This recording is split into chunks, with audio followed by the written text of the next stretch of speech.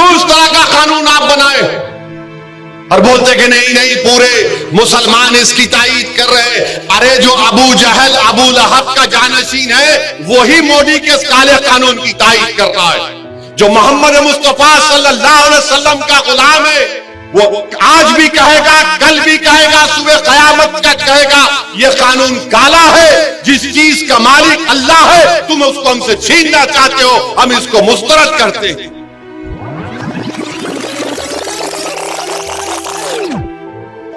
ये कानून जो बनाया गया है वक्फ तरमीमी कानून, हम हमारे हिंदू भाइयों को, सिख भाइयों को, बौद्ध भाइयों को बताना चाह रहे हैं, आपके धर्म के बोर्डों में आप ही के मजहब का आदमी मेंबर बन सकता है।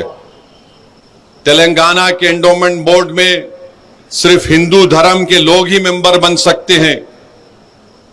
सिख गुरुद्वारा प्रबंधक कमेटी में सिर्फ सिख ही लोग मेंबर बन सकते हैं।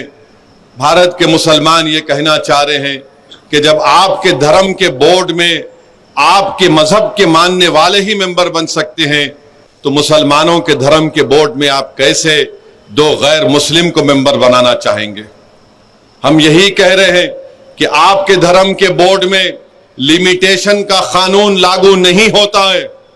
लिमिटेशन के कानून का मतलब यह है कि अगर नलगोंडे में किसी एंडोमेंट की या मंदिर की या मूर्ति की जायदाद पर अगर कोई कब्जा करके 25 साल से भी बैठा है तब भी वो मालिक नहीं बनता।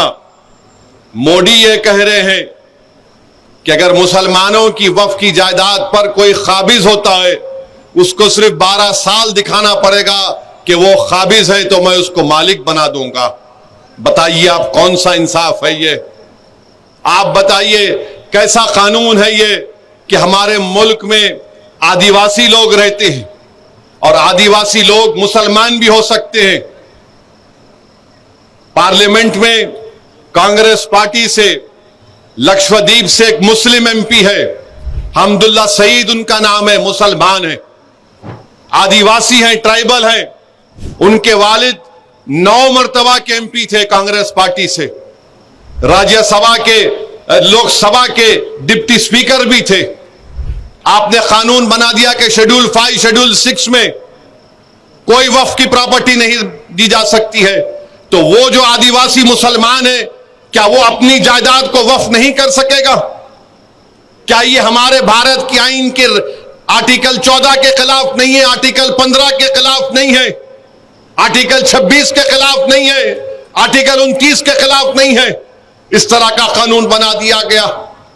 उत्तर प्रदेश में, हरियाणा में, पंजाब में वक्फ इवैक्यू प्रॉपर्टीज है।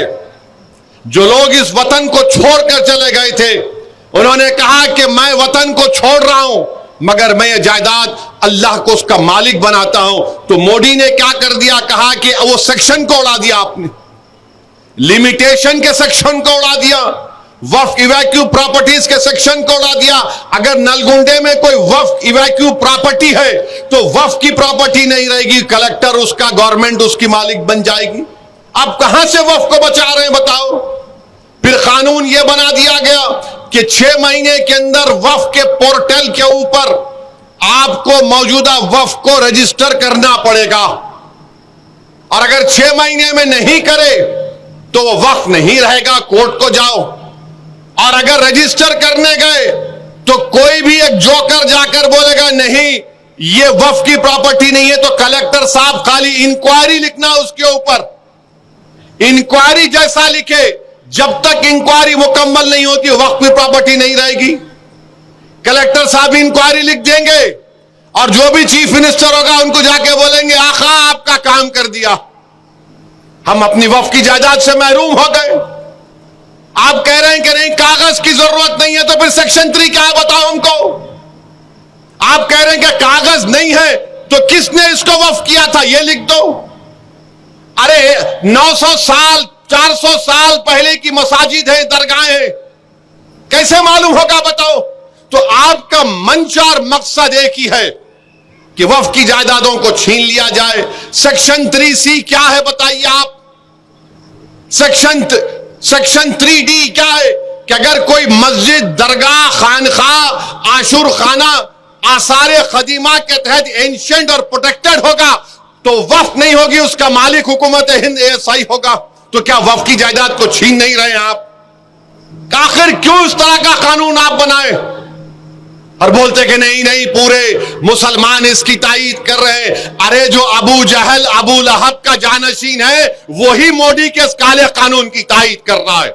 जो मोहम्मद मुस्तफा सल्लल्लाहु अलैहि वसल्लम का गुलाम है वो आज भी कहेगा, कल भी कहेगा, सुबह कयामत का कहेगा ये कानून काला है। जिस चीज का मालिक अल्लाह है तुम उसको हमसे छीनना चाहते हो, हम इसको मुस्तरद करते हैं। तो मेरे अजीज दोस्तों और बुजुर्गों, ये कानून का मोटा मोटा मैं आपको समझा रहा हूं।